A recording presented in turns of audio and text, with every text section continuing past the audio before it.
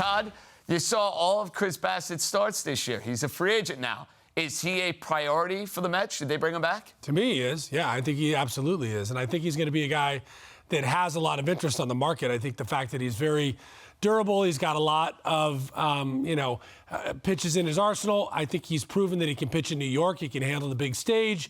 And I think he's a guy like Max Scherzer that's a leader on this team outside of what he does in the mound. But to me, absolutely a priority. Not a surprise at all that he will not take the qualifying offer. I think he's got a market out there that the Mets are going to have to come up to get him back. But I think he's a key component to this Mets rotation going forward. I'm bringing him back to durability. Speaking of that, he led the team with innings pitched since 2019. He's pitched more than 500 innings. That's obviously going to be important when you have a team that has Max Scherzer on it. We saw what happened to him when Jacob deGrom wasn't able to be there. It was Chris Bassitt who stepped up every single time. You mentioned the chemistry. He and Max Scherzer obviously have this bromance going on. We really like that. That's good for the clubhouse. That's good for the team. He was second in strikeouts. The guy had career wins. Like, he did a lot of really good things. I know that the starts for the postseason games, people like to really sink their teeth into. Mets right? fans now, yeah, man. that's fair. And that's fair. There should be criticism. But if you need depth, if you need durability, I'm definitely bringing that guy back. Well, I get that because he's going to take the ball every fifth day. And there aren't a whole lot of guys in baseball who are going to be able to do that.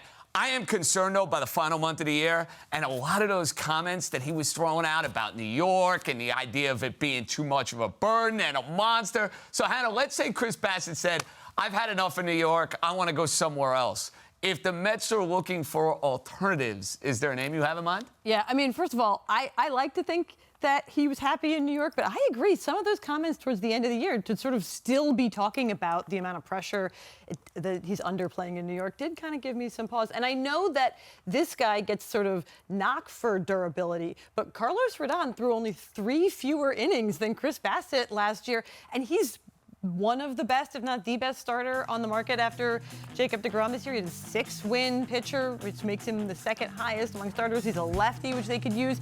And people do have concerns about his durability, but I actually feel like the Mets have a fair amount of pitching depth. So they're looking to sort of add to the top end of their rotation. They liked having Scherzer, deGrom, and Bassitt. And if you want 3 really good pitchers, again, I think you should go after the top starter on the market, which is Rodon.